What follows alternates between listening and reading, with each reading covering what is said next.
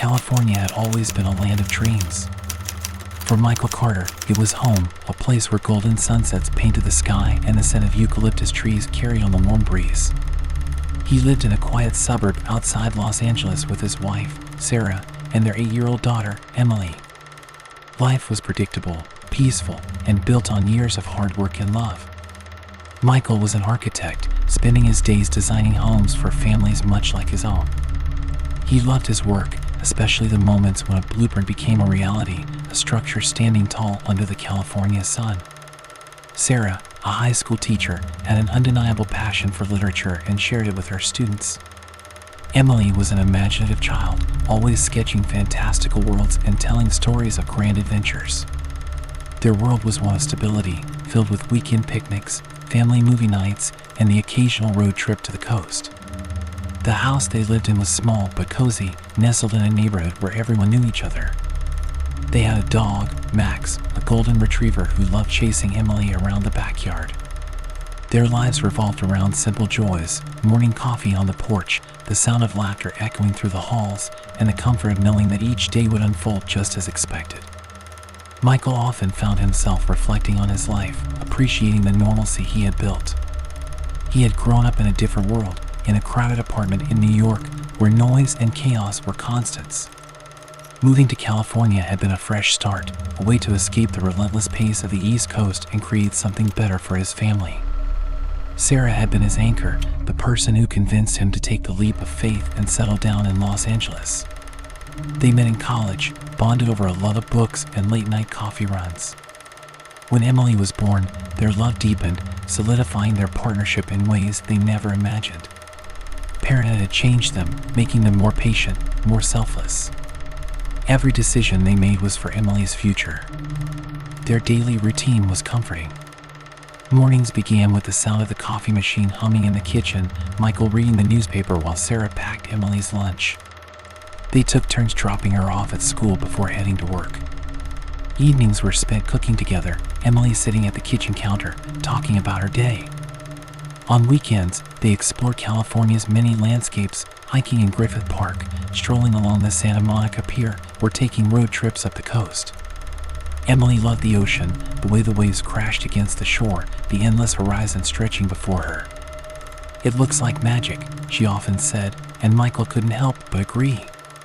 California had seen its fair share of wildfires, but they always seemed like distant threats. The fires burned in remote areas, controlled by brave firefighters who risked their lives to keep the flames at bay. The Carter family never worried much about them.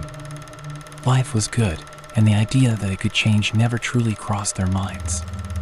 Then came the summer of the Great Fires. It started with a heat wave, the kind that made the air feel thick and unbreathable. Temperatures soared past 100 degrees, turning the city into a furnace. The sky was an unrelenting blue, no clouds to offer respite from the relentless sun. People stayed indoors, air conditioners working overtime. Emily, restless from being cooped up, begged to go to the park. "Just for a little while, please," she pleaded, her wide eyes impossible to resist. They relented, taking her to a shaded playground near their home. Michael watched as she ran to the swings, Sarah sitting beside him on a bench. "It's going to be a bad one this year," she murmured, nodding toward the horizon where a faint haze had begun to settle. "Yeah," Michael agreed. "But we'll be fine. We always are." The news reports started off as routine. Small fires had ignited in the dry forests outside the city, nothing unusual for the late summer season. But as the days passed, the reports became more urgent. The fires were spreading faster than anticipated, fueled by relentless winds and record-breaking heat. Entire communities were being evacuated, yet the Carters felt safe. Their town had never been touched by fire, and they had no reason to believe this time would be any different. "Just another season," Michael muttered as he watched the news one evening. "They'll get it under control." Sarah nodded, though concern flickered in her eyes. Emily, unaware of any real danger, continued playing with Max, her laughter a comforting sound in the background. Days passed, and the air grew thick with smoke. The sky turned an eerie shade of orange, the sun barely visible through the dense haze. Schools closed, businesses shut their doors, and yet, People went about their lives. Michael still went to work, Sarah continued grading papers at home, and Emily played in the backyard, though now she wore a mask to protect herself from the worsening air quality. Then, the first emergency alert came through. Authorities were urging people to evacuate, but still, many stayed. The Carters, like most of their neighbors, believed the danger wouldn't reach them. After all, they had lived through similar warnings before. They stocked up on supplies and prepared to stay indoors until the worst had passed. But this fire was different. It was spreading in ways no one could explain, devouring everything in its path with unnatural speed. And within the smoke, something else lurked, something unseen, something waiting. The days blurred together, smoke hanging heavy in the sky like an omen of what was to come. The fire reports became more dire, but the Carters still clung to their normal lives. The idea of leaving everything behind was too overwhelming to consider. Neighbors talked nervously in hushed voices. Stores ran low on essential goods. Gas stations saw long lines stretching into the streets. The city was changing, but still, people hesitated. The danger felt abstract, something that existed on their screens rather than at their doorstep. Michael kept going to work, though projects slowed as clients became preoccupied with evacuation plans. Sarah continued grading assignments, though her students were more distracted than ever. Emily played inside more often, her usual sketches now depicting flames licking the sky. When Michael asked her about it, she shrugged. "It's everywhere, Daddy." One evening, a knock at the door startled them. It was their neighbor, Mrs. Rodriguez, an elderly woman who had lived next door for years. "You need to be ready," she warned. "My son's in the National Guard. He says this fire isn't like the others." Michael thanked her, but as he closed the door, he still wasn't convinced. Fires came and went. Why should this time be any different? Then, the evacuation order came. The county sheriff's office issued the alert late at night. Phones buzzed with urgent warnings. The fire was no longer a distant threat, it was closing in. Panic set in. The streets filled with people trying to flee. Sirens wailed in the distance. The horizon glowed with an eerie, pulsating red. And then, in the thick of the smoke, Michael saw something move, something that didn't look entirely human. The creature lurched forward, its movements unnatural, almost jerky. Michael squinted through the haze, his pulse quickening. The figure disappeared into the smoke, but the image was seared into his mind. Whatever it wasn't just another desperate evacuee. Something else was out there. In the following hours, chaos unfolded across the city. Families packed their belongings hastily, leaving behind homes filled with memories. The sound of car engines revving up filled the night air, a desperate symphony of people trying to escape. Michael and Sarah hurried to gather essentials: food, water, clothes, important documents. Emily sat quietly on the couch, hugging Max, her wide eyes filled with silent fear. They could hear the distant voices of neighbors, some arguing, some crying. The tension in the air was suffocating. "We'll be okay," Michael assured Emily, kneeling beside her. "We just have to be smart and stick together." She nodded but didn't say a word. The roads were already congested by the time they tried to leave. Endless lines of cars snaked through the streets, their headlights barely visible through the thickening smoke. It was as if the city itself was suffocating, drowning under the weight of the disaster. Hours passed, and they barely moved. The radio broadcasted updates on the fire's movement, but the reports were grim. The fire had jumped containment lines. Evacuation centers were overwhelmed. Resources were running low. Panic was setting in, and it was spreading just as fast as the fire itself. Then, the real horror began. Screams echoed through the streets. At first, they thought it was just the panic of people pushing and shoving in desperation. But then they saw it, figures stumbling out of the thick smoke, their silhouettes barely human. One of them slammed against a nearby car, its face twisted in an unnatural grimace. Its eyes were dark and hollow, its mouth contorted into a snarl. A man got out of his vehicle, thinking the person needed help. But within seconds, the creature lunged at him, tearing into his throat with an inhuman ferocity. Blood splattered across the pavement. The man gurgled, his screams turning into choked gasps before he collapsed. More creatures emerged from the smoke, moving with a disjointed, eerie precision. Sarah gasped, pulling Emily into her arms. "Michael, drive!" Michael slammed his foot on the gas, maneuvering through the mass of stalled vehicles. People were abandoning their cars, running in all directions. Some were unlucky, dragged down by the creatures as their piercing cries faded into the night. The Carters managed to swerve onto a side street, dodging debris and panicked evacuees. They didn't know where they were going, only that they had to get away. Emily was shaking in the back seat, her small fingers clutching Max's fur. "What are those things?" she whispered. Michael didn't have an answer. The fire continued to spread, but now it wasn't just the flames they had to fear. It was whatever had been unleashed within the smoke. News reports speculated about a chemical reaction, something in the air that was altering people. But no one had answers. The only certainty was that the city was no longer safe. They had no choice but to keep moving. The highways were impassable, so they took smaller roads, weaving through abandoned towns and rural highways. Every few miles, they encountered more of the creatures, their distorted figures barely recognizable as former humans. Sarah clutched Michael's hand as they drove in silence. There was no telling where they would find safety or if it even existed anymore. But one thing was clear, they couldn't go back. Somewhere in the distance, the fire raged on, consuming everything in its path. And within the thick, choking smoke, something else waited, lurking just beyond sight, waiting for them to stop. The night stretched on, the smoke thickening as the fire raged behind them. The Carters drove through deserted roads, past abandoned homes and gas stations ransacked in the chaos. Their fuel gauge dipped dangerously close to empty. They had to find shelter, somewhere safe, somewhere away from the creatures lurking in the darkness. They pulled off the road into a secluded stretch of forest where Michael hoped they could find temporary refuge. The trees stood tall, their silhouettes barely visible through the choking haze. They searched the area cautiously, their nerves on edge with every sound that rustled in the undergrowth. "I see something," Sarah whispered, pointing ahead. A structure loomed in the distance, an old utility bunker, partially buried in the hillside. A weathered metal door stood slightly ajar, its edges covered in rust. It wasn't perfect, but it was shelter. Michael pushed the door open with a grunt. The air inside was damp and stale, but it was secure.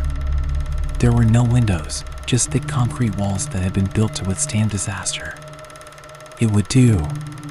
"Check for supplies," he instructed Sarah while he barricaded the door. Emily clung to Max, the golden retriever's fur damp from sweat and soot. Inside, they found remnants of past occupants, dust-covered crates, rusting cans of food, and a stack of emergency blankets. Sarah rummaged through the supplies, pulling out anything that could be useful. "Some of this is still good," she said, inspecting a can of beans. They settled in, exhaustion creeping over them. The bunker was cold, but for the first time in days, they felt somewhat secure.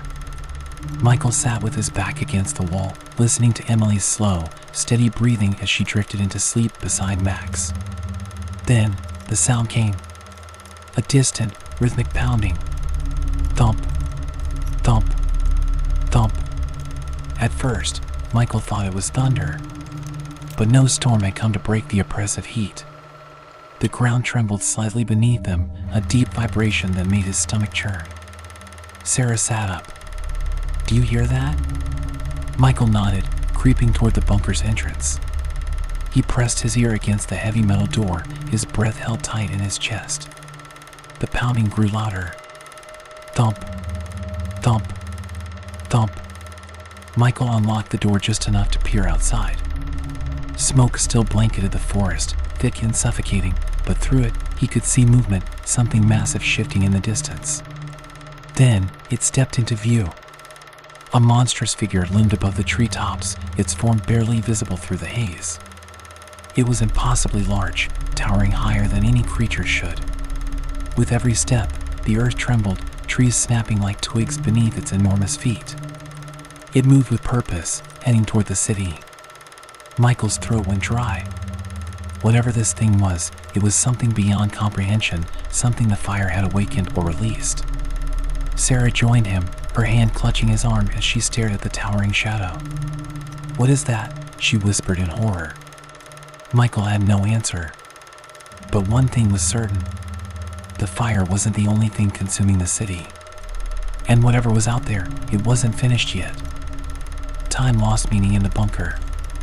The days blurred together, marked only by their dwindling supplies and growing discomfort. The air inside was stale, thick with the scent of unwashed bodies and damp clothing.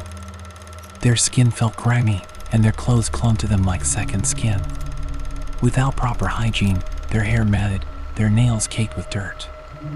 Hunger gnawed at their stomachs, but they rationed what little food remained, stretching each meal into something barely sustainable. Emily no longer spoke much, spending most of her time curled up with Max, whose ribs had begun to show through his golden fur. Sarah tried to keep their spirits up, whispering reassurances to her daughter at night, but even her voice had lost its usual warmth. Michael spent hours at the entrance, listening, hoping for any sign that the world outside had changed. Then came the day when there was nothing left to eat. Michael stared at the last empty can, his fingers tracing the edges. The reality settled in. They could not stay any longer. "We have to go," he said, his voice hoarse from thirst and silence. Sarah didn't argue. Neither did Emily. There was nothing left to say. The bunker door groaned open, revealing a world blanketed in smoke and silence. The sky, once a vibrant blue, was now an ashen gray, the sun barely more than a dull orb behind the haze. The air was thick with the scent of burnt earth, yet there was no visible fire nearby. The city loomed in the distance, its skyscrapers mere shadows in the dense smoke. But it was the fields beyond the highway that caught their attention. The smoke was thinner there, almost absent. It was strange, unnatural. They had expected ruin, but the lack of movement, of any sign of life, was even more unsettling. They started walking. The road stretched endlessly before them, littered with abandoned cars, their windows shattered, doors hanging open like broken jaws. The vehicles were coated in soot, some burned down to rusted frames. But there were no bodies. No signs of what had happened to the people who had once driven them. Their steps were slow, each one fueled only by desperation. Their legs ached from weeks of inactivity, their stomachs hollow. The lack of food made everything feel distant, as if they were moving in a dream. Emily clutched Max's leash tightly. The dog, despite his own weakness, stayed close, ears twitching at every stray sound. But the world was silent. No birds. No insects. No wind. It was as if they were the last people left on Earth. Hours passed. The sun dipped lower, casting long shadows through the smoke. Still, they had seen no one. No animals. No movement beyond the wavering haze. Sarah wiped the sweat from her brow, her face streaked with dirt. "Where is everyone?" she murmured. Michael had no answer. His eyes remained fixed ahead, scanning the road, the fields, the city. He felt it too, the wrongness of it all. Then, in the distance, something shifted. Not a person. Not a vehicle. But the smoke itself, curling unnaturally, as if something unseen was moving within it. And it was heading their way. The road led them to a small village nestled between the fields and the distant mountains. Smoke still lingered in the air, but here it was thinner, allowing the dying sunlight to cast long, eerie shadows across the empty streets. Something was wrong. The village was intact, too intact. Cars remained parked in driveways, their doors ajar as if their owners had intended to return at any moment. Windows were left open, curtains fluttering in the weak breeze. A child's bicycle lay on its side in the middle of the road, its front was still slowly turning. Michael, Sarah, and Emily stood in the silence, their breaths shallow. Even Max, despite his usual excitement at new places, remained unusually still, ears pricked forward in uneasy anticipation. "They left in a hurry," Sarah murmured. "Or they didn't leave at all," Michael replied, gripping the makeshift club he had fashioned from an old piece of pipe. They moved cautiously, checking house after house. Inside, time had frozen. Meals sat half-eaten on dinner tables, plates covered in dust. Clothes remained in laundry baskets as if waiting to be folded. A radio played static in one home, the electricity somehow still clinging to life. Despite the stillness, they found supplies. Cans of food, bottled water, even medical kits. Michael felt a flicker of relief, at least they could eat tonight. Then, in one of the houses, they found something else. A small weapons locker, tucked away in a hunter's basement. Inside were 2 rifles, a shotgun, and a box of ammunition. Michael ran his fingers over the cold metal, feeling a strange comfort in the weight of the weapons. "We'll need these," he said. Sarah didn't argue. They took what they could carry, moving back toward the center of the village. The air felt heavier now, thick with a sensation they couldn't quite name. Emily stayed close to her mother, Max growling low under his breath. Then, the scream tore through the silence. Sarah's scream. Max's barking. Michael's heart slammed against his ribs as he sprinted toward the sound. He burst from the house they had been searching, rifle gripped tightly in his hands. Sarah was on the ground, scrambling backward, her eyes wide with terror. Max stood in front of her, barking wildly, his fur bristling. And between them was a creature. It was small, almost human. A child, at least, it had been once. Its skin was pale and stretched too tightly over its skeletal frame. Its eyes were black pits, its mouth twisted into an unnatural grin. It moved in sudden, jerky motions, its hands clawing at the air as if reaching for something unseen. It lunged at Sarah again. Michael didn't hesitate. The rifle shot echoed through the empty village. The creature jerked violently, its body convulsing before it let out a guttural screech. Then, without warning, it turned and bolted, disappearing into the forest on the outskirts of the village. For a long moment, nobody moved. Michael lowered the rifle, his hand shaking. Sarah was breathing heavily, clutching her arm where the thing had tried to bite her. Emily was standing at a distance, her face pale, tears running down her cheeks. Max barked one last time at the trees before whimpering, pressing himself against Sarah protectively. Michael swallowed hard. "We're not alone," he whispered. And whatever was out there knew they were here.